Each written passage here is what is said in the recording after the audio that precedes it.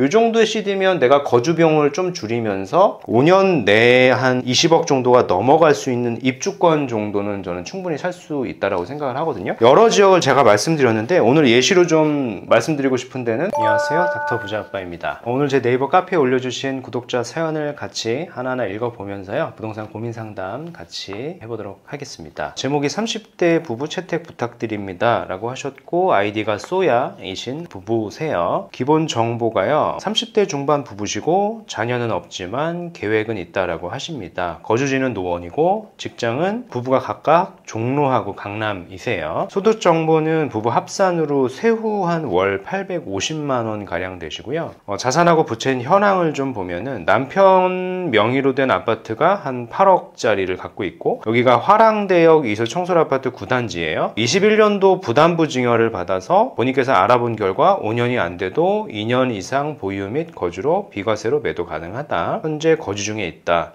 라고 하십니다. 네, 말씀하신 게 맞아요. 부담부 증여를 받았다라고 하더라도 해당 주택이 12억 이하에 해당을 하고 1주택 비과세 특례에 해당한다라고 하면 2월 과세에 해당이 되지 않으니까 매도했을 때 이제 비과세가 되는 건 맞습니다. 여기 이제 대출이 3억 4천 가량 껴 있고요. 현금도 보면은 한 9천, 그리고 청약 통장에 한 1,400 있으니까 한 1억 내외 현금을 가지고 있는 것 같고요. 투자 목표는 5년 내에 자산을 20억 만들고 싶다라고 하셨습니다. 고민 상담을 적어주셨고, 임신 후에 자녀 출생하게 되면은 남편 본가인 목동 시댁 근처로도 이사할 의지가 있다. 그리고 남편 월 대출 이자 상환액은 약 150만원 정도 발생을 한다라고 하셨습니다. 질문을 한 크게 보니까 한 2개 정도 하셨거든요. 뒤에 이제 칠판에 같이 적어보면서 구체적으로 얘기를 나눠보면 될 것 같습니다. 이분들 같은 경우에 보면은 30대 중반 이제 부부께서 사연을 보내주신 거고요. 자녀는 없는데 계획 중에는 있다라고 하셨고,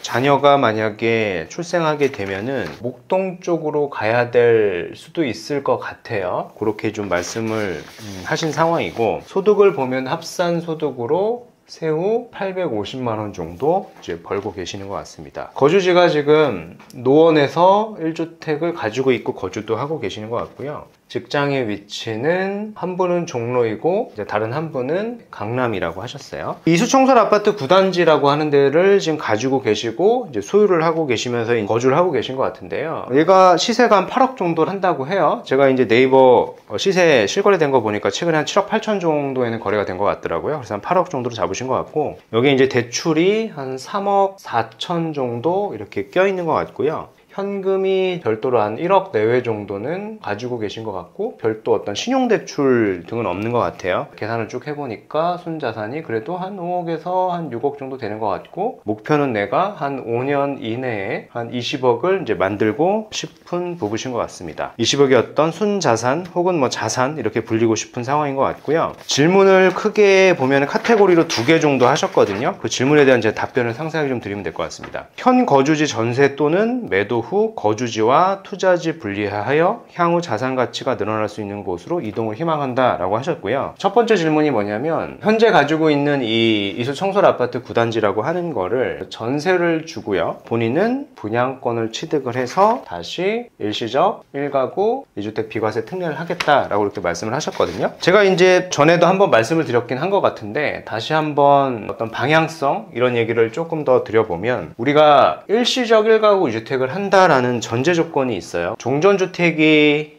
A가 있고 신규주택이 이렇게 B가 있잖아요. 그러면 이 A주택의 시세도 많이 올라줘야 되는 거고, B 내가 살 주택의 시세도 많이 올라줄 것 같은 거를 이제 투자를 해야 되는 건데요. 제가 이제 계산을 쭉 해보니까 이수청솔 아파트 9단지가 현재 8억 정도 하고 담보대출이 3억 4천이 껴있으니까요. 8억짜리 아파트를 만약에 전세를 주면 지금 담보대출이 3억 4천이 있으니까 전세 시세가 제가 보니까 뭐 4억 후반에서 최대한 5억까지는 받을 수가 있는 것 같거든요. 실제 돌아오는 돈은 이거 대출을 갚아야지만 전세를 맞출 수가 있잖아요. 실질적으로는 한 1억 6천 정도만 돌아올 것 같고요. 여기에 현금이 한 1억 내외 정도 있으니까 실질적으로 한 2억 6천 정도 가지고 우리가 거주도 해결을 해야 되고 분양권도 사야 되게 되거든요. 그럼 이렇게 되면은 내가 가려는 분양권도 좋은 데를 사기가 어려워요. 그래서 제가 말씀드린 것처럼 이수청솔 아파트 주택 가격 자체도 많이 올라가기가 조금 어려운 지역이거든요. 제가 여기를 체크를 해보니까 역세권인 거는 맞는데 한 297세대밖에 안 되고 소형 단지에 해당을 하고요. 그래서 해당 주택의 미래 가치가 그렇게 높은 게 아니라서 시세가 많이 올라가기도 어렵고, 그리고 얘를 전세를 주고 담보대출 상환해서 이 적은 시드를 가지고 또 작은 걸 사게 된다는 얘기죠. 그래서 B 분양권도 좋은 걸 살 수가 없으니까 제가 봤을 때 현재 상황에서는 이 첫 번째 질문이 그렇게 투자성을 봤을 때는 우수하진 않다라고 좀 정리를 해드리고 싶고요. 그럼 두 번째 질문을 하신 게 있거든요. 매도 후 상급지 아파트를 구매하겠다. 이제 원래 계획은 26년도에 현재 아파트를 매도를 하고 성산 시형 아파트를 매수 예정이었으나 제 영상을 좀 보다 보니까 좀 더 빠른 데로 좀 가고 싶다 이렇게 말씀을 하셨거든요. 그래서 질문은 뭐냐면 내가 이거를 매도를 하고 성산시형을 가고 싶다라고 하십니다. 성산시형이 몇 평을 말씀하신지는 모르겠는데 최근에 실거래된 좀 소형 평형 기준의 시세를 보면은 한 9억 한 중반 정도 하거든요. 근데 이제 성산시형의 사업 기간이 좀 많이 남았어요. 그래서 우리 목표가 5년 내에 우리가 20억을 불리는 거니까 그렇게 단기간 안에 성산시형이 재건축이 돼가지고 20억이 될 것 같지는 않거든요. 그래서 목표 기간이 조금 더 뒤에 있을 것 같고요. 기간이 더 늘어난다는 얘기죠. 그래서 제가 뭐 매도를 하고 갈아타기를 한다라고 하면은 첫 번째로 해야 되는 거는 매도를 하고요. 매도 자체는 괜찮아요.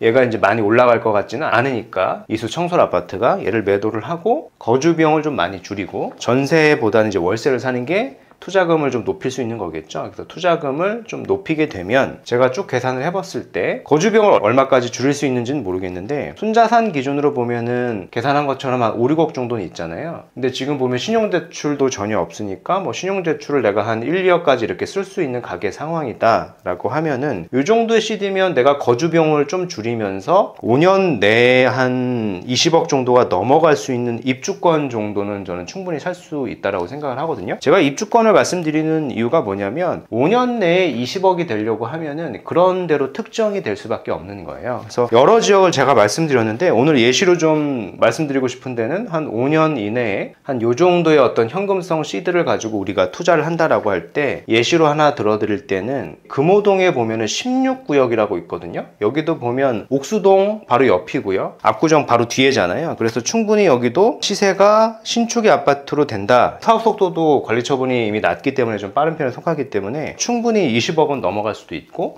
이 정도 시드면 우리가 25평이 아니라 뭐 30평대를 받을 수 있는 입주권도 충분히 살 수 있는 시점이거든요. 그래서 제가 봤을 때는 많은 현금이 들어가지 않더라도 충분히 금호동 일대 그래도 중상위급지에 해당하는 지역에 신축의 국평 아파트를 가져갈 수도 있다. 그래서 5년 안에는 충분히 자산으로서 20억은 될 수 있다라고 좀 정리를 좀 해드리고 싶고요. 근데 이제 변수가 이런 게 있었던 것 같아요. 만약에 임신을 하게 돼서 자녀 출생을 하게 되면은 남편 본가인 목동 시댁 근처로도 이사할 의지가 있다라고 하셨는데 결국엔 이제 목동으로 다시 들어가야 될 수도 있잖아요. 그래서 만약에 이거는 다른 선택지이긴 한데 선호하는 걸 하시면 되겠죠. 거주를 하면서 우리가 투자를 한다라고 볼 수도 있는 거잖아요. 그래서 제가 시세를 좀 찾아보니까 목동에도 보면 신시가지인데 뭐 특정 단지가 몇 개 나오진 않을 거예요. 이 소형 평형 같은 경우에는 매매가가 한 12억대 정도 하거든요. 그래서 우리가 가진 어떤 가처분 소득 그리고 순자산이나 이런 걸 좀 비례해 봤을 때 충분히 담보대출을 받아가지고